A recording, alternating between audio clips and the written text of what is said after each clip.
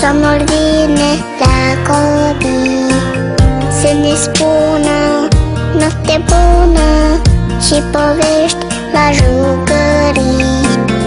În căsuța lor micuță stau piticii neclintiți, unde zâna îi dă mâna prințului și toți sunt fericiți.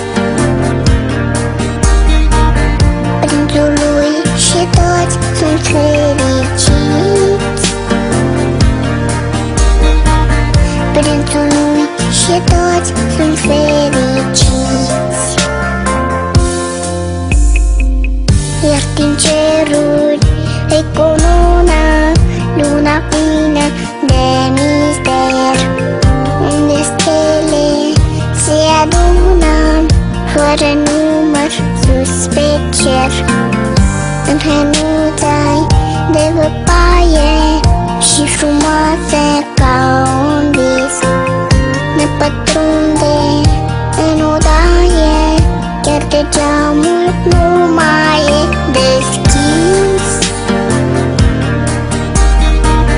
Chiar de geamul nu mai e deschis. Chiar de geamul nu mai e deschis. Iar dimineața, plin de viață a poveștilor eroi, stau în șoaptă și ne așteaptă să se joace iar cu noi.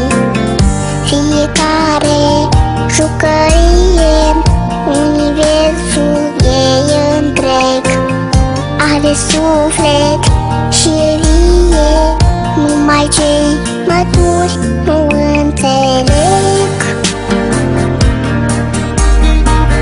Numai cei maturi nu înțeleg.